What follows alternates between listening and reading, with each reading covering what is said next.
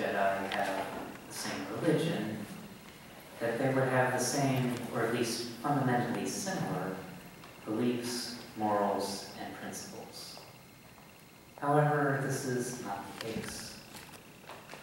Obi-Wan, Yoda, Vader, and Palpatine all have immensely different values, beliefs, and methods of expressing them.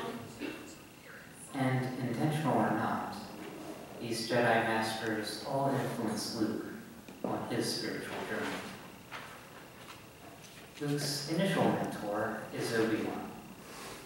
Obi-Wan is a perpetually calm, passive, and insightful elder that views the Force as a source of peace and empathy. He is always listening, always accepting of others. For example, while Obi-Wan is training Luke to use the Force to connect with other people, to read their emotions and empathize with them, Luke's friend Han Solo overhears this and rejects the Force as a Wookiee religion. Obi-Wan hears out his dismissal and says absolutely nothing. He just smiles and listens. And once Han has made his peace, Obi-Wan continues his lesson to Luke. This response is so meek, so passive. Is he not going to defend his own deeply held beliefs? By saying nothing, is Obi-Wan not going to lose the confidence of his apprentice?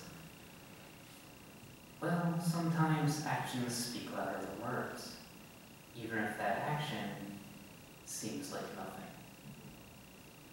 The act of listening to Han, not just letting him speak, but by intently listening to his words, is Obi-Wan not acknowledging Han's own search for truth and meaning, as well as his right to voice those religious beliefs?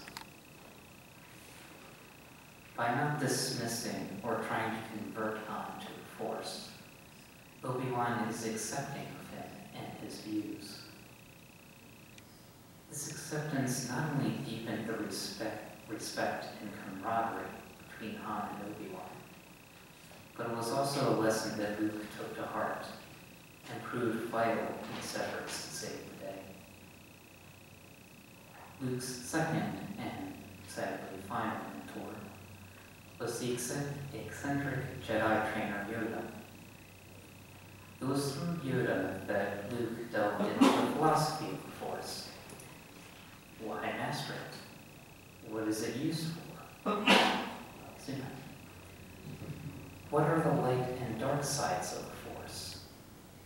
And as the moons have wonderfully illustrated, Yoda cautions Luke not to fall into temptation, not to fall to the dark side as Vader did. He tells Luke that to do so, he must remain calm and not give in to fear. For fear is the path of the dark side. Fear leads to anger. Anger leads to hate. And hate leads to suffering. But is Yoda trying to impart that one should never have fear or anger? These are natural emotions that are necessary for survival. They alert us to danger and give us a spike of energy to confront that danger. Yoda also tells him this in a fearful and aggressive tone.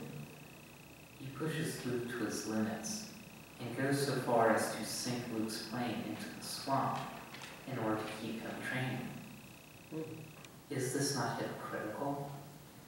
Yoda is obviously fearful that Luke will, like Vader, succumb to evil. But perhaps what the trainer truly meant to teach was that one must recognize these powerful emotions and reflect upon them before acting upon them in order to prevent a good-intentioned emotion from leading to an evil act. For while Yoda was a harsh teacher and he did sabotage Luke's attempts to end his training early, Yoda always put Luke in a position to think and act for himself.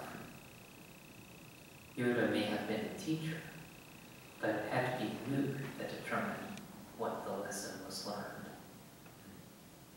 Speaking of good intentions, it's the intention of our church to help feed the hungry, house the homeless, and promote the joy of learning. As part of this intention, 15% of undedicated gifts to our offertory will go towards these and other services to the greater community. Our morning offering will now be greatly given and received.